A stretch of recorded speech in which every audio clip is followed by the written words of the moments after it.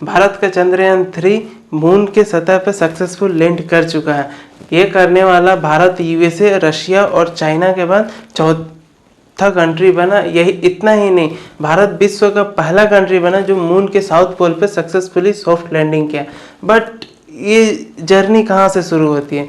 Bharat moon के south pole पे ही क्यों गया? बाकी कंट्रीज जितने भी पहले मिशंस लॉन्च किए थे सब मून के इक्वेटोरियल रीजन के आसपास में गए। मून के साउथ पोल पे कोई नहीं जाना चाहा, भारत मून के साउथ पोल पे ही क्यों गया? इन सब को जानने के लिए हम लोग कुछ हिस्ट्री में पीछे जाते हैं। शुरुआत करते हैं भारत का पहला मून मिशन से, चंद्रयान 1। चंद्रयान 1 जो अक्टूबर 2008 को लॉन्च हुआ था, मेनली एक ऑर्बिटर मिशन था। इसका प्राइम उद्देश्य ये था कि ये मून के चारों तरफ ऑर्बिट करता और थ्री डायमेंशनल मैप क्रिएट करता। इसके साथ और भी बहुत सारे इंस्ट्रूमेंट गए थे। इन इंस्ट्रूमेंट को जानने से पहले हम लोग ये जानते हैं कि मून में कितने प्रकार के मिशंस जाते हैं। पहला होता है फ्लाई बाय मिशन, जो मून के ऊपर से ही गुजर जाता है और गुजरते टाइम वो बहुत सारे पिक्स क्लिक कर लेता है और वो डेटा हमें मिलता है। दूसरा होता है ऑर्बिटर, जो मून के ऑर्बिट में जाके ऑर्बिट करते रहता है और टाइम टू टाइम हमें अच्छे डेटाएं भेजते रहता है। थर्ड होता है इम्पैक्टर। इम्पैक्टर वो होते हैं जो मून के सतह से जाके टकराते हैं और जब वो टकराते हैं तो टकराने से पहले जब वो गिरते हैं तो वो गिरते टाइम उनमें बहुत सारे इंस्ट्रूमेंट लगे रहते हैं, जिन इंस्ट्रूमेंट के द्वारा वो बहुत सारे इमेज क्लिक करके हमें एक्यूरेट डेटा प्रोवाइड करते हैं। एक्चुअली जब जो ऑर्बिटर रहते हैं वो तो हाइट से ऑर्बिट करते हैं, वो प्रॉपर डेटा ना ले पाते, वो डेटा इम्पैक्टर ले लेता है। उसके बाद आते हैं लैंडर आते हैं, रोवर आते हैं, ह्यूमन मिशन आते हैं, जिनके बारे में हम आगे चर्चा करते हैं। अभी हम चर्चा करते हैं मून के इम्पैक्टर पे, जो चंद्रयान के इम्पैक्टर से। चंद्रयान तो एक ऑर्बिटर था, लास्ट टाइम में उसमें एक और इंस्ट्रूमेंट जोड़ा गया था जिसे हम लोग मून इम्पैक्ट प्रोब कहते हैं। ठीक है, मून इम्पैक्ट प्रोब का मेन उद्देश्य ये था कि इसे मून पे इम्पैक्ट कराया जाए और इसमें बहुत सारे ऐसे इंस्ट्रूमेंट फिट किए गए थे जो कि मून से डेटा कलेक्ट करें जब वो मून पे गिरने लगे थे। उनमें से एक मेन इंस्ट्रूमेंट था चंद्रा एटीट्यूडनल कंपोजिशन एक्सप्लोरर, जिसे हम लोग मास स्पेक्ट्रोमीटर कहते हैं, शॉर्ट में इसे हम लोग चेस कहते हैं। इसका प्राइम उद्देश्य ये था कि जब इम्पैक्टर मून के सतह से टकराया तो उससे पहले क्लोजली बहुत सारे इमेज क्लिक करें और एक्यूरेट डेटा प्रोवाइड करें। वो जब डेटा प्रोवाइड किया तो इससे ये पता चला कि मून के सरफेस में बहुत ज़्यादा वाटर है। इतना ही नहीं, मून चंद्रयान 1 के साथ और भी बहुत सारे इंस्ट्रूमेंट थे, जिनमें एक नासा का मेन इंस्ट्रूमेंट था जिसे हम लोग मून मिनोलॉजी मैपर कहते हैं। ठीक है, इसका प्राइम उद्देश्य ये था कि जितने भी लाइट के वेवलेंथ रिफ्लेक्ट हो रहे हैं उन वेवलेंथों को स्टडी करना, और इसने पाया कि बहुत सारे वेवलेंथ ऐसे रिफ्लेक्ट हो रहे हैं जो कि उन मेनली हाइड्रोजन और ऑक्सीजन के केमिकल से बने हुए हैं, कंपोजिशन से बने हुए हैं। उसके बाद इससे पहले भी वाटर के खोज के लिए बहुत सारे मिशंस जारी थे। अराउंड जब से शुरू हुआ था मून पे जाना तब से वाटर की खोज चल रही थी। इवन जो एस्ट्रोनॉट वापस आए थे वो अपने साथ बहुत सारे सॉइल्स लेके आए थे जिनका अध्ययन करने का प्राइम उद्देश्य ये था कि मून पे वाटर है कि नहीं। बट वो सॉइल समहाउ मून के एटमॉस्फेयर से, अर्थ के एटमॉस्फेयर से कंटामिनेटेड हो गए थे, जिसके कारण एक्यूरेट डेटा प्रोवाइड नहीं हुआ। उसके बाद नासा ने टाइम पे और भी मिशंस लॉन्च किए, जिसमें 1994 में एक था क्लेमेंटाइन लूनर ऑर्बिटर, 1998 में था लूनर प्रोस्पेक्ट, जिसका वही उद्देश्य था कि मून पे वाटर खोजना वेवलेंथ के थ्रू, जो वेवलेंथ रिफ्लेक्ट होते हैं केमिकल कॉम्पोजिशन से। अंत में जब 2008 के चंद्रयान 1 के बाद से ये पता चल गया कि मून के सरफेस पे वाटर है, तो नासा ने 2009 में एक और मिशन लॉन्च किया जिन्हें हम लोग लूना रिकॉनेसेंस ऑर्बिटर कहते हैं। ये मून के चारों तरफ ऑर्बिट किया और बहुत सारे इमेजेस अच्छी क्वालिटी में इंफ्रारेड टेक्नोलॉजी से और भी बहुत सारे कैमरा लगे थे जिनके द्वारा हमें बहुत अच्छे इमेज प्रोवाइड किया, जिससे ये कंफर्म हो गया कि मून के सरफेस पे वाटर है। अब इन सब डेटास मिलने के बाद इसरो के पास एक नई जागरूकता जागी। इसरो चंद्रयान 2 लॉन्च करने की सोचा। चंद्रयान 2 मेनली साउथ पोल पे जाने वाला था, जिसका प्राइम उद्देश्य ये था कि साउथ पोल पे जो वाटर्स मिले हैं चंद्रयान 1 को, उसको क्लोजली स्टडी करना। चंद्रयान 2 में बहुत सारे मेनली 3 कंपोनेंट थे, एक ऑर्बिटर, दूसरा लैंडर और तीसरा रोवर। ऑर्बिटर जो मून के चारों तरफ ऑर्बिट करता, और लैंडर और रोवर जो मून की सतह पर उतरते और साइंटिफिक एक्सपेरिमेंट करके हमें डेटा प्रोवाइड करते। सब कुछ सही चल रहा था। अंतिम समय पर लास्ट 15 मिनट में कुछ ऐसी गड़बड़ी हुई जिसके कारण मून का लैंडर, चंद्रयान 2 का लैंडर सक्सेसफुली लैंड नहीं कर पाया और समहाउ क्रैश हो गया। इस क्रैश को हम लोग समझते हैं ये 15 मिनट का फेज, जिसे इसरो के पूर्व चीफ के सिवन ने इसे 15 मिनट ऑफ टेरर बताया था। इसमें 4 फेजेस होते हैं। होता है रफ ब्रेकिंग फेज, दूसरा होता है एल्टीट्यूड होल्ड फेज, तीसरा होता है फाइन ब्रेकिंग फेज और चौथा होता है टर्मिनल डिस्केंट फेज।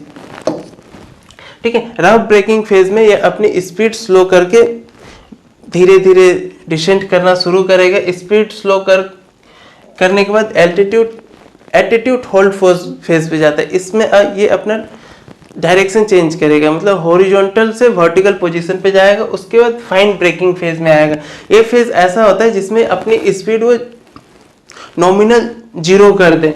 यहीं पे चंद्रयान 2 में गड़बड़ हुई थी, चंद्रयान 2 के लैंडर में गड़बड़ हुई थी। जो थ्रस्ट लगे हुए थे वो ज्यादा थ्रस्ट प्रोवाइड कर दिए थे, जिनके कारण चंद्रयान 2 अपने पाथ से डाइवर्ट हो गया था। ये अब डेटा देख रहे हैं, जिससे वो जो उसका मेन पाथ था उससे डाइवर्ट होके पाथ चेंज कर गया था। और इसमें लोकेशंस भी कन्फाइंड थे, मात्र 500 × 500 मीटर की लोकेशन दी गई थी, उसके पास एक अधिक इधर उधर जाने का ऑप्शन नहीं था। और वो लिमिटेड पीरियड में अपने आप को करेक्ट नहीं कर पाया और वो क्रैश लैंडिंग हो गया।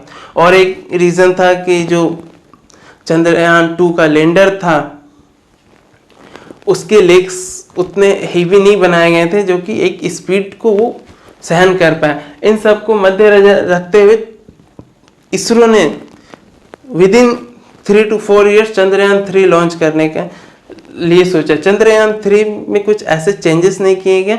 चंद्रयान 3 में बस वही चेंजेस किए गए जिनके कारण चंद्रयान 2 फेल्ड हुआ था, इसलिए इसे फेलियर बेस्ड डिजाइन भी कहा गया है। इस फेलियर बेस्ड डिजाइन में क्या क्या चेंजेस हुए हैं इन्हें हम लोग समझते हैं। पहला, ऑर्बिटर। चंद्रयान 2 का ऑर्बिटर जो कि अभी भी ऑर्बिट कर रहा है, इस कारण चंद्रयान 3 में ऑर्बिटर नहीं डाला गया। ऑर्बिटर की जगह प्रोपल्सन मॉड्यूल डाला गया, जिसका प्राइम उद्देश्य यह है कि ये लूनर मॉड्यूल का मून के ऑर्बिट तक पहुंचाए।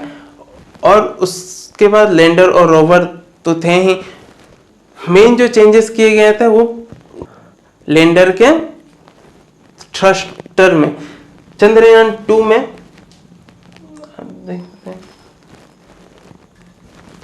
चंद्रयान 2 में 5 थ्रस्टर लगे हुए थे, जो कि एक बीच में था सेंट्रल थ्रस्ट। उसी सेंट्रल थ्रस्ट के कारण चंद्रयान 2 का पाथ चेंज हो चुका था। वो अपने पाथ से 410 डिग्री चेंज हो गया था और क्रैश हो गया था। तो उस सेंट्रल थ्रस्ट को हटा दिया चंद्रयान 3 में और मात्र 4 थ्रस्टर के साथ इसे भेजा गया था। उसके साथ ही इसके जो एरियाज, इस एरिया को बढ़ाया गया। इस एरिया को जो 500 × 500 मीटर का लोकेशन था, इसे बढ़ाकर 4 किलोमीटर × 2.4 किलोमीटर का बढ़ा कर दिया गया। ये इसलिए किया गया क्योंकि चंद्रयान 2 ने बहुत सारे अच्छे इमेज कैप्चर किए थे। उन इमेजेस को चंद्रयान 3 में यूज किया गया। चंद्रयान 3 के लैंडर में फिट किया गया, जिससे वो ऑटोनोमस फंक्शन कर सके खुद ब खुद। और तीसरा, जब थ्रस्टर हटाया गया तो इसका वेट कम हुआ। इस वेट के कम होने का चंद्रयान 3 में एक अपॉर्चुनिटी मिली कि इसके लेग्स को स्ट्रॉन्ग किए जाए। इसके लेग्स को इतना स्ट्रॉन्ग किया गया कि अगर ये 11 किलोमीटर प्रति आवर के भी स्पीड से लैंड किए तो ये सक्सेसफुली लैंड कर सके। मेनली यूजली जो लैंड करने की प्रक्रिया है वो 4 से 5 किलोमीटर प्रति घंटे के हिसाब से होनी चाहिए, लेकिन अगर तेज हुआ तो वो उसे भी सहन कर सकता था। चंद्रयान 3 में कुछ कंपोनेंट थे, जिसमें लैंडर में कुछ इंस्ट्रूमेंट थे, जिसमें राम्बा एलपी था, जिसका प्राइम उद्देश्य ये था कि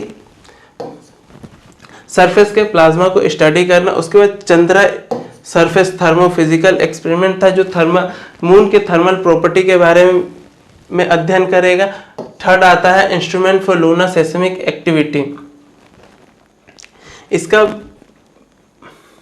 मेन उद्देश्य ये था कि ये लूनर के सेस्मिक एक्टिविटी मतलब क्वेक्स क्विक्स के बारे में पता करता है। हम लोग अर्थक्विक तो नहीं बोल सकते, इसलिए लूनर क्विक्स बोल सकते हैं। उसके बाद रोवर पेलोड में 2 इंस्ट्रूमेंट लगे हैं, जिन्हें हम लोग पहला अल्फा पार्टिकल एक्सरे स्पेक्ट्रोमीटर कहते हैं, जो कि मून के केमिकल कॉम्पोजिशन के बारे में बताएगा। लेजर इंट्रोड्यूस ब्रेकडाउन स्पेक्ट्रोस्कोप, जो अलग अलग मैग्नीशियम एल्युमिनियम ये सब के कॉम्पोजिशंस को बताएगा। उसके बाद प्रोपल्सन मॉड्यूल में भी एक मेन इंस्ट्रूमेंट लगा है, जिसे हम लोग सेप के नाम से जानते हैं। इस सेप का full form spectro polarimetry of habitable planet earth means exoplanet की खोज करना। ठीक, ये जो मिशन है ये यूजली 1 लूनर डेज के लिए, 1 लूनर डे मीन्स अर्थ के 14 डेज के बराबर। ठीक है, इस और भी बहुत सारे स्पेसिफिकेशन हैं। इन सब के कारण ही चंद्रयान 3 सक्सेसफुल लैंड हो पाया है। अब चंद्रयान 3 जब सक्सेसफुल लैंड हो गया तो इंडिया के पास बहुत सारी अपॉर्चुनिटीज खुल के सामने है। इंडिया अब सक्सेसफुली दूसरे ग्रह पे जाने के लिए सोचेगा, जैसे वीनस हो गया, मार्स हो गया, और भी कहीं जाने के लिए हम सक्सेसफुली जा सकते हैं, क्योंकि हमारे पास सब टेक्नोलॉजी आ चुके हैं। दूसरा, मून के साउथ पोल पे जाना। मून का साउथ पोल जो हमेशा से एक मिस्ट्री भरा रहा है कि साउथ पोल पे क्या है, क्योंकि वहाँ वो एक सोलर सिस्टम का ऐसा भाग है जो हमेशा से सन से अनटच रहा है, सन की रोशनी से अनटच रहा। वहाँ पे पहुँचना और वहाँ के वाटर्स के बारे में पता करना हमें बहुत सारी आगे की अपॉर्चुनिटीज देते हैं। ह्यूमन हैबिटेट के बारे में आप फ्यूल बनाने में, हाइड्रोजन फ्यूल बनाने में एक्सेट्रा, ये सब में मदद करता है। और एक मेन रीज़न, हमें एक उस क्लब में शामिल किया गया जिसे उस क्लब में हमें नहीं रखा जाता था। यूजली उन देशों का क्लब था जो चंद्रमा पर सक्सेसफुल लैंड कर चुके थे। अब हम अपनी खुद की टेक्नोलॉजी से चंद्रयान 3 चंद्रमा पर सक्सेसफुली हम लैंड किए। तो इन सब सारी अपॉर्चुनिटीज़ हमें आगे के लिए प्रोवाइड हुई है, जिससे हम आगे और बेहतर कर सकते हैं।